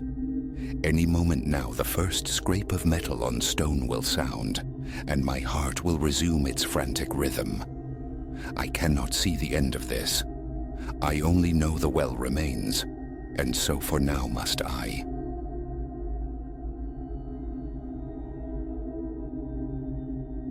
That night, the velvet hush of the emptying theater nearly swallowed me whole.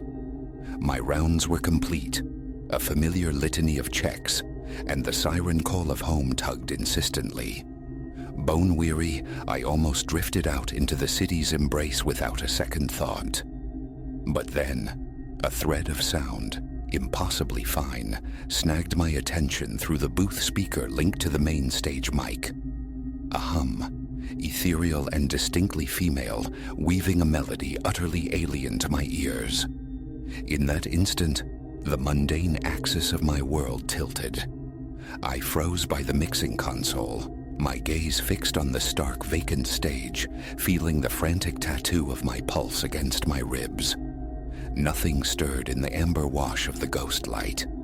The vast sound system slumbered in standby. A glitch, perhaps? Interference bleeding across frequencies? Logic offered flimsy reassurances, yet the sound persisted, defying explanation. A final check of the line seemed prudent, a task that stretched into the deep quiet of midnight, tracing every cable, probing every input. Nothing. No fault. No flaw. But the echo of that hum lodged itself deep within my mind. Returning the following afternoon, the theater breathed its usual pre-show stillness. I reveled in the solitude, preferring the quiet focus it afforded over the casual inquiries of colleagues. Power amps hummed to life. Microphones yielded only silence under my tests. No phantom static, no spectral voices. The evening's performance unfolded without incident. Afterward, beneath the cavernous grid, I moved methodically, coiling stray cables with practiced hands.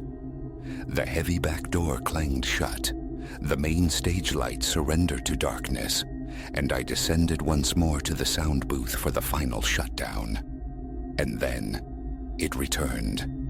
The same disembodied voice, but clearer now, tracing a different sequence of notes, a delicate, haunting arpeggio. A prickling sensation, cold and sharp, tightened the skin on my nape. I swallowed against a sudden dryness in my throat, forcing calm. From the booth, I threw the switch for the stage lights, flooding the proscenium with stark illumination. Empty crimson seats stared back. Vacant aisles stretched into shadow. The stage itself remained utterly deserted, yet the sound, undeniable and pure, poured through the monitor speakers beside me. The fine hairs of my forearm lifted. A constricting band tightened around my chest. Channel by channel, I muted the inputs, a desperate process of elimination. The singing persisted, unwavering, until the master mute plunged the booth into absolute silence. The next morning, I ventured a mention to a pair of fellow technicians. Their expression shifted from mild interest to poorly veiled skepticism. Fatigue, they suggested, long hours playing tricks on the ear. I offered no argument, retreating behind a mask of weary agreement. Inside, however, certainty burned cold and clear. Vigilance was the cornerstone of my craft, discerning the faintest hiss, the subtlest distortion, the most minute hum. This was my profession, not a canvas for hallucination. During the afternoon lull, driven by a need for empirical proof, I initiated a full system diagnostic. Hours bled away under the focused beam of my headlamp as I meticulously inspected microphone lines, wireless transmitters, frequency allocations, every component scrutinized. Not a single anomaly surfaced. A part of me desperately wished the phenomenon was merely technical, a ghost in the machine easily exorcised. Yet a deeper, more honest current pulled me toward wanting confirmation of a different kind. Curiosity, sharp and insistent, was hardening into obsession. That evening, a chamber ensemble graced the stage. I remained backstage managing microphone placements while Anya, the stage manager, orchestrated cues from the wings. Routine held sway. Post-performance, the familiar ritual began anew, clearing equipment, coiling cables with rhythmic precision, extinguishing the stage light's glare.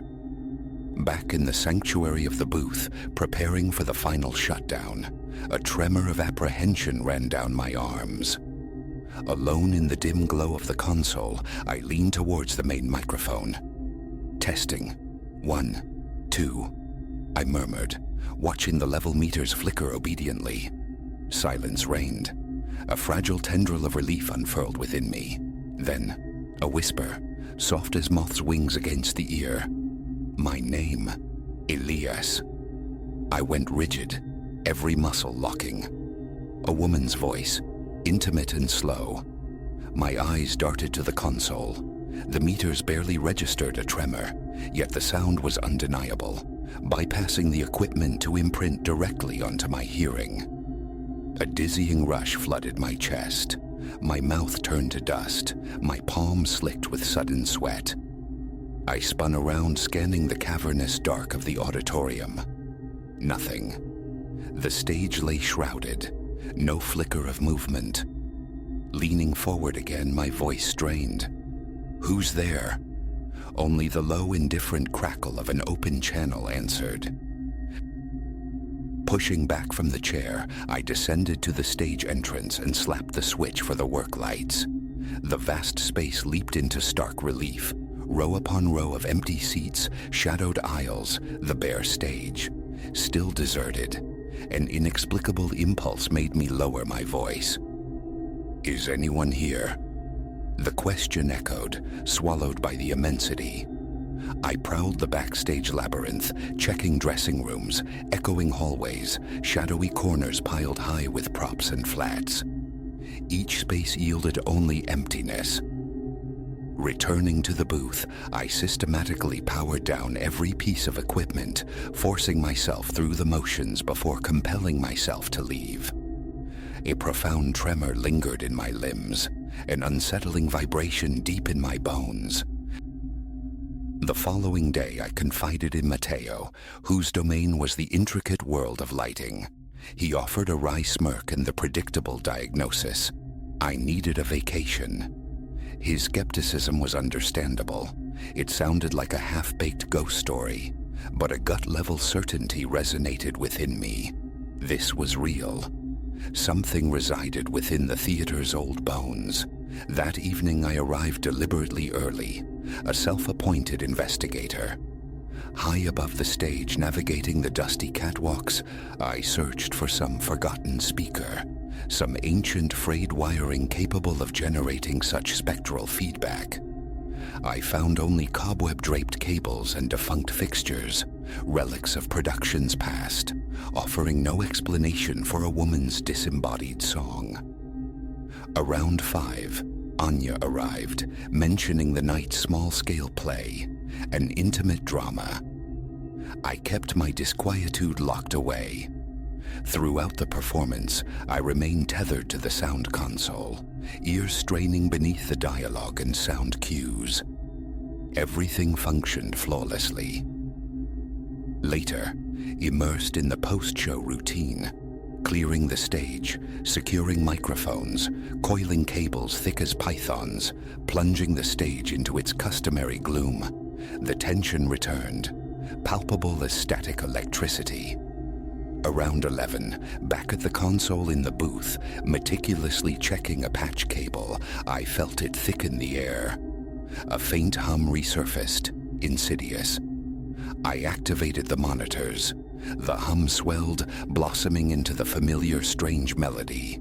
My ribcage seemed to vibrate in sympathetic resonance, my gaze locked on the darkened stage beyond the glass. Tentatively, I opened a single channel on the console, hoping to isolate the source. Instead, a whisper slid through the speaker, intimate and chilling. "Come here." My body jerked as if struck. My teeth ground together, a film of sweat beading on my forehead. I wanted to shout, to demand, but my throat seized. The voice repeated softer now, almost gentle, yet twisting my insides into knots. "Come here." I shoved back from the console, the chair scraping harshly against the floor. Down the steps I went, onto the main floor, heart hammering against my ribs like a trapped bird. My legs felt strangely disconnected, moving down the center aisle with a will of their own. The stage loomed, a shadowed mouth. Why this compulsion? Why this terrifying draw? My name again, Elias, breathed so softly it was almost lost in the theater's ambient sighs. I mounted the stage, the floorboards groaning under my weight. Darkness pressed in, relieved only by the single spectral glow of the ghost light standing sentinel upstage. My eyes traced the heavy velvet curtains, the thick ropes disappearing into the fly space, the looming backdrop. All seemed ordinary, yet a sense of unseen movement prickled at the edge of my perception. Slipping behind the main curtain, past skeletal props and a grand piano shrouded in dust, silent for years, the voice abruptly ceased. I stood motionless, straining to hear anything beyond the low thrum of the building's ventilation. My pulse roared in my ears. Then a soft laugh, delicate and unnerving, drifted from the stage left wing. I spun, stumbling over a coiled power cord, flashlight beam slashing wildly. It illuminated a door, the entrance to the basement storage, a cluttered, musty realm I seldom entered. The laughter seemed to emanate from its threshold. Hesitantly I approached, my light playing over peeling paint, stained concrete, stacks of forgotten set pieces leaning like weary giants. The door handle turned easily, unlocked. Pushing it inward, I peered into the gloom. Dust motes danced in the flashlight's cone, the air thick with the scent of damp earth and decay. I stepped onto the landing, testing the concrete steps. My shoe scraped, the sound unnaturally loud.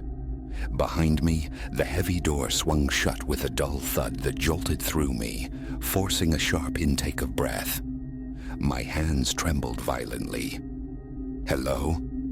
My voice, thin and reedy, bounced off unseen stone walls. No reply. Reaching the bottom step, I swept the light across the subterranean space. Rows of metal shelves sagged under the weight of obsolete props, defunct lighting instruments, tangled nests of cable. A few forlorn chairs huddled in a corner. The air felt dense, oppressive. Fumbling overhead, I found a bare bulb on a cord and switched it on. The basement sprang into stark, dusty relief, draped in cobwebs. I moved cautiously, peering behind shelves, under warped tables. Nothing. No one. A creeping unease turned into a desperate urge to flee. Had I imagined it all? Turning back towards the stairs, ready to escape, the voice whispered my name again. Elias. So close the breath of it seemed to stir the hair on my neck. I whirled, flashlight beam trembling. A flicker of shadow near a stack of warped flats, a suggestion of movement vanishing as the light touched it. My pulse hammered, a painful throb in my temples, my hand shaking uncontrollably. I tried to speak, but my throat felt constricted. My feet, leaden, carried me forward towards the stacked scenery. My nerves screamed. I felt dizzy, lightheaded. Nothing lunged from the shadows. I swept the light back and forth, kicking aside empty cardboard boxes, searching for any crouching form. Only dust and debris. Then, the faintest brush of air against my neck, like a sigh exhaled inches away. Every muscle in my body seized. I spun again, the flashlight beam dancing frantically. One word whispered, barely audible. "Stay." My knees buckled. I saw nothing. Yet the sound resonated with irrefutable reality.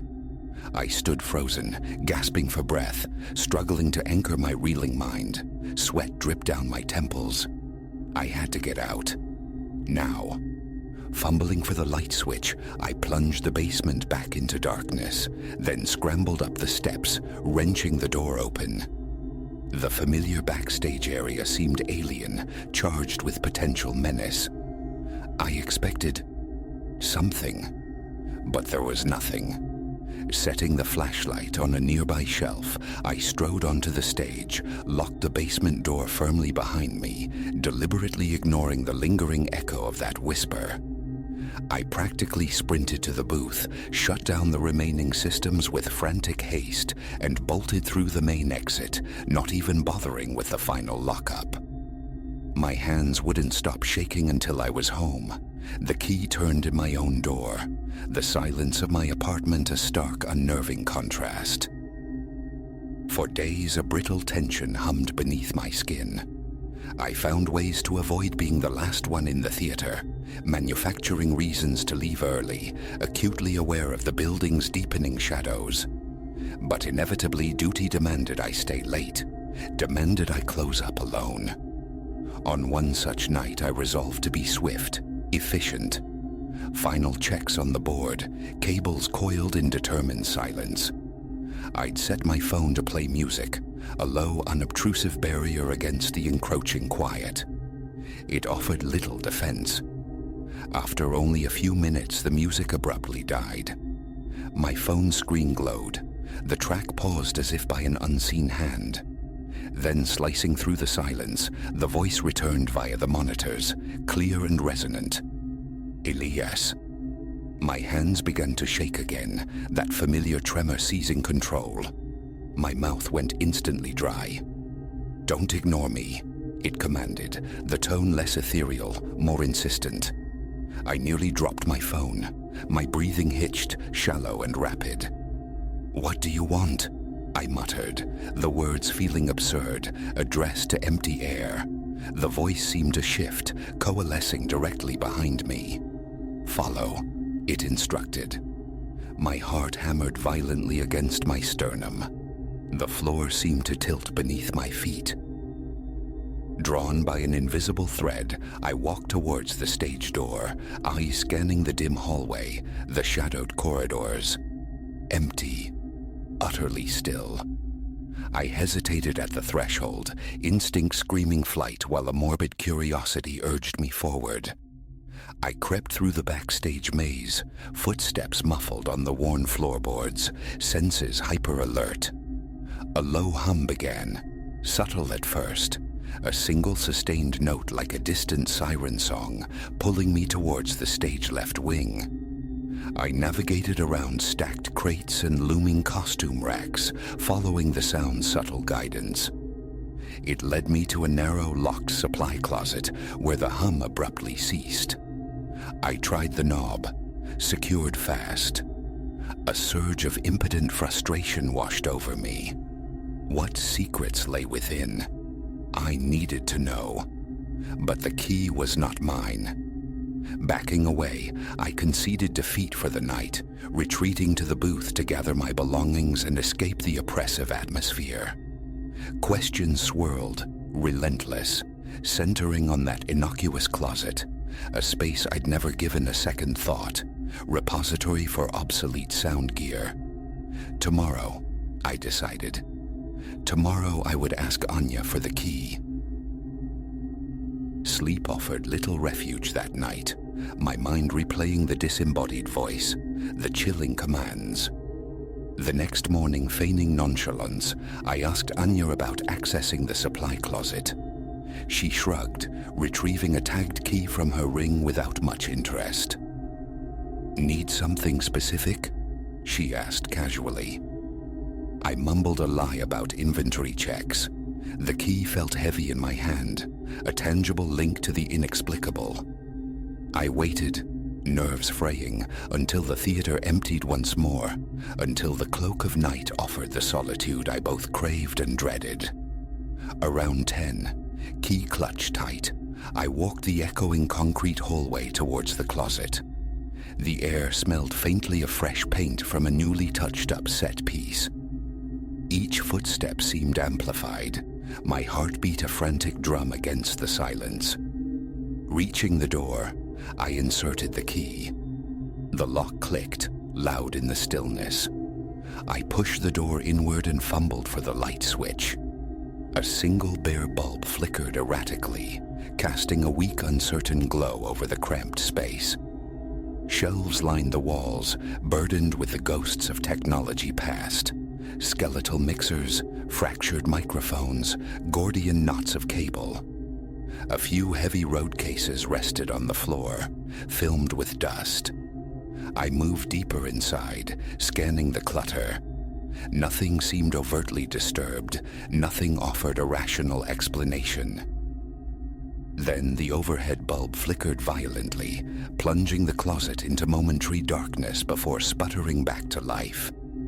A distinct chill traced its way up my arms, accompanied by an odd compressing pressure in my chest.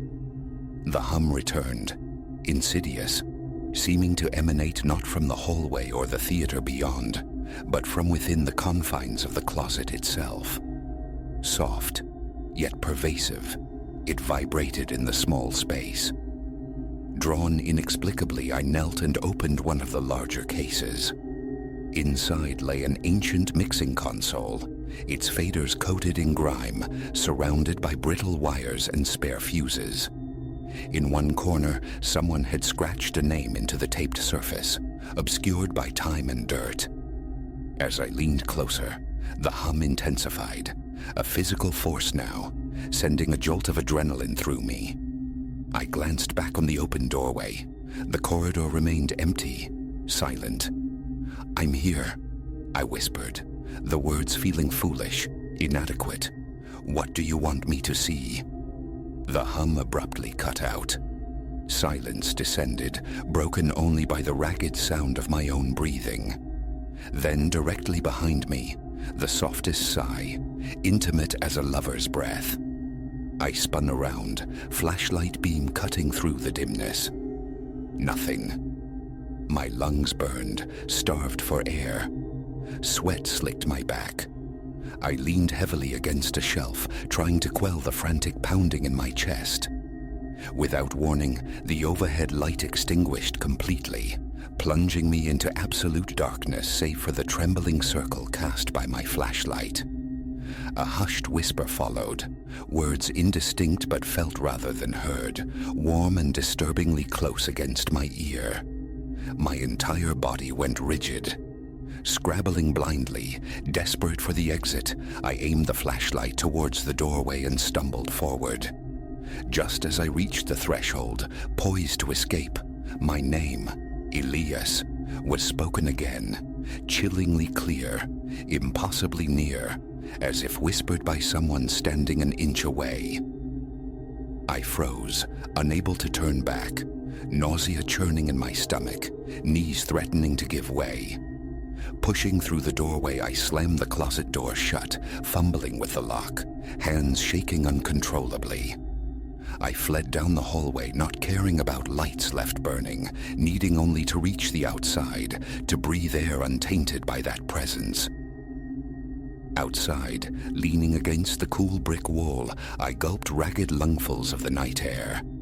My body was drenched in sweat, my head throbbing with tension. The presence, the voice, it had wanted me in that closet. But why? To show me something? To trap me? The questions remained unanswered, swirling in the darkness. The theater itself felt sentient, watchful. I wouldn't return that night.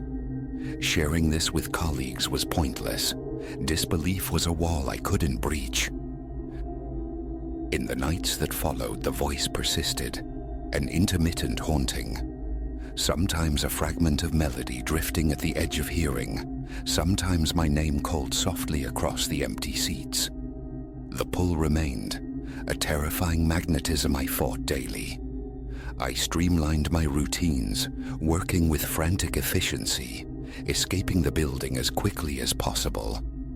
Yet the tension never truly left me whenever I was alone within those walls.